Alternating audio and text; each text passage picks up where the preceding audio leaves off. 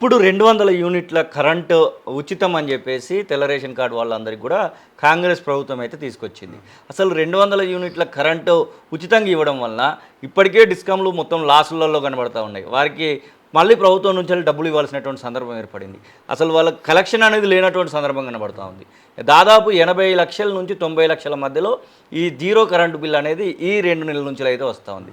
ఇది ఫ్యూచర్లో ఎట్లా ఉండబోతుంది అనుకుంటారు? ఈ బడ్జెట్, ఈ వ్యవస్థ, ఈ ఆదాయం లేనటువంటి సందర్భాలను ఎట్లా బేర్ చేసుకోవాల్సి వస్తుంది? ఇప్పుడు ఇబ్బంది ఏంటంటే వ్యవసాయానికి ఉచిత విద్యుత్ ఇవ్వటం, లేకపోతే ఇలా పేదలకి ఒక స్థాయి వరకు ఉచిత విద్యుత్ ఇవ్వటం, ఇదే కారణం డిస్కాముల నష్టానికి అనేది సరైన వాదన కాదు. ఓకే, ఎందుకంటే వాటికి ఎంత అయితే ప్రభుత్వం నిర్ణయం తీసుకుంటే ఉచితంగా ఇవ్వాలని, దానికి ఎంత ఖర్చు అయితే అంత సబ్సిడీగా ఇవ్వడానికి ఒప్పుకుంటుంది, ఇస్తుంది.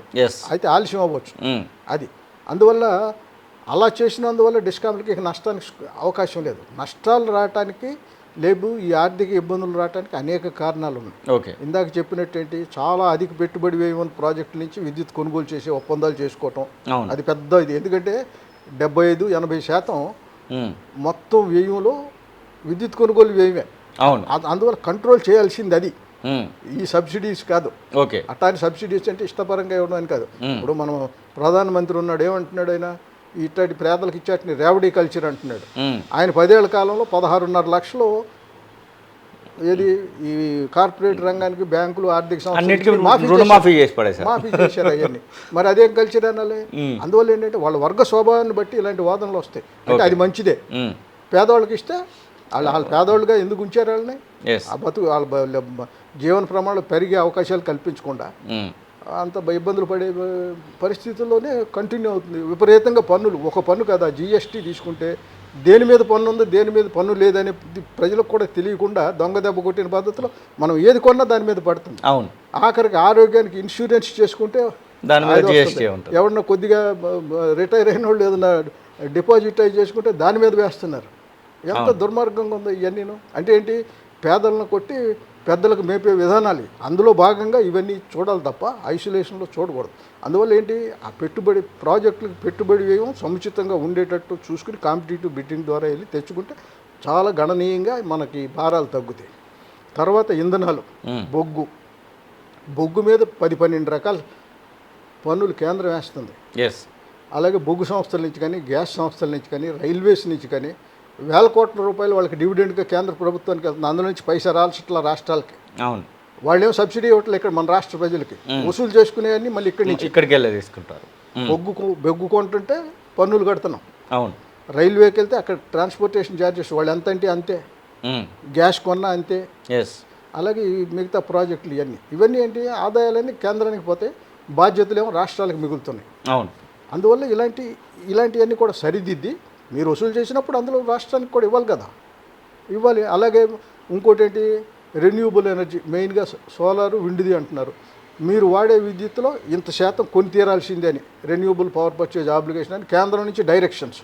ఓకే, అలాగే రాష్ట్రాల్లో అధికారంలో ఉన్న వాళ్ళకి వాళ్ళ ఇంట్రెస్ట్ వాళ్ళలోనే వాళ్ళు ఇష్టారాజ్యంగా లాంగ్ టర్మ్ పీపీఎస్ చేయించి అవసరం లేని రెన్యూబుల్ ఎనర్జీ ఉంటే దాంతో కొన్ని సమస్యలు వస్తున్నాయి. ఓకే, ఎందుకంటే ఇప్పుడు సోలార్ ఉంది, డే టైంలోనే మనకు వస్తుంది. అవును, ఈవినింగ్ 6 to 10 పీక్ అవర్స్ ఆ విద్యుత్ లభ్యం కాదు. రెండోది ఏమవుతుంది, మనకి మిగతా మనకు ఆల్రెడీ థర్మల్ స్టేషన్స్ ఉన్నాయి, 24 గంటలు ఉత్పత్తి చేస్తాయి అవి. డే టైము అవి ఉత్పత్తి చేసి సరఫరా చేసేది అవకాశం ఉన్నా కూడా ఈ రెన్యూబుల్ ఎనర్జీ పీపీఎల్ చేసుకుని ఉంటే అది మనకు అవసరమైనా లేకపోయినా దాని వ్యయం ఎక్కువైనా తక్కువైనా కొని తీరాలి. అవును, అది చట్ట ప్రకారం అలాంటి ఆదేశాలన్నీ ఇస్తున్నారు.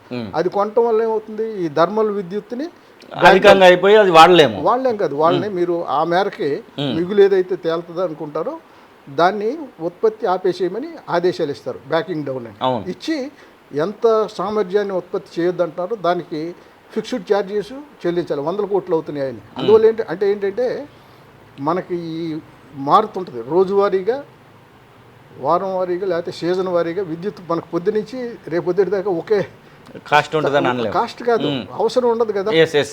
పీక్ టైం అనేది ఒక టైంలో సాయంత్రం వారి నుంచి అంతా లైట్లు వేస్తాం, వాడతాం. అవును, షాపుల్లో కానీ అలాగే పగలు కొన్ని అవుతాయి, వ్యవసాయానికి ఎట్లా అవుతాయి, సమ్మర్లో ఒక రకం ఉంటుంది, సమ్మర్లో ఒక రకం, అలాగే ఇంట్లో వాడుకుంటాం. ఇవన్నీ రకరకాల అందుకంటే ఒక 100 మిలియన్ యూనిట్లు అనుకోండి, రోజంతా అదే అవసరం ఉండదు, పెరుగుద్ది తగ్గుద్ది.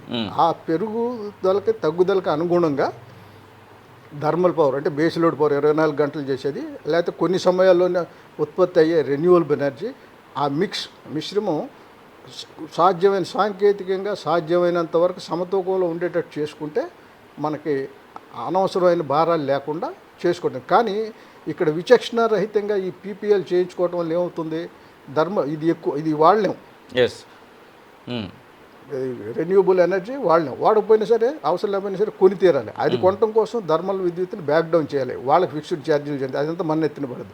మళ్ళీ పీక్ అవర్స్కి వచ్చేదానికి ఈ థర్మల్ ఇది రెన్యూవబుల్ పనిచేయదు కనుక మళ్ళీ మార్కెట్లో కొనాలి.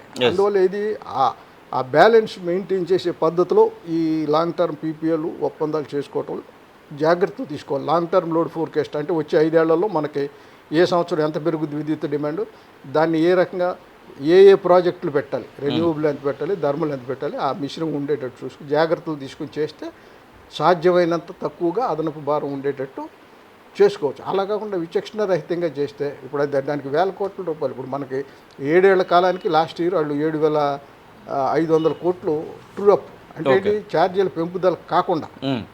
అది సరే ప్రీ ఎలక్షన్ పీరియడ్ కనుక గత ప్రభుత్వం మేమే చెల్లిస్తాం ఇదని అన్నారు 5 ఏళ్లలో, అవన్నీ రావాలి. ఇప్పుడు ఇలాంటివన్నీ పేరుకుపోయి ఉన్నాయి. ఆ తర్వాత ఇంకో 2,500 కోట్లు అయింది. ఇప్పుడు అవన్నీ ఏంటి, ఇప్పుడు ప్రభుత్వం తీరాల్సింది కమిట్మెంట్ ఇచ్చారు కనుక. అసలైన తొలి వెలుగు. ఫాలో వాట్సాప్ @తొలి వెలుగు official.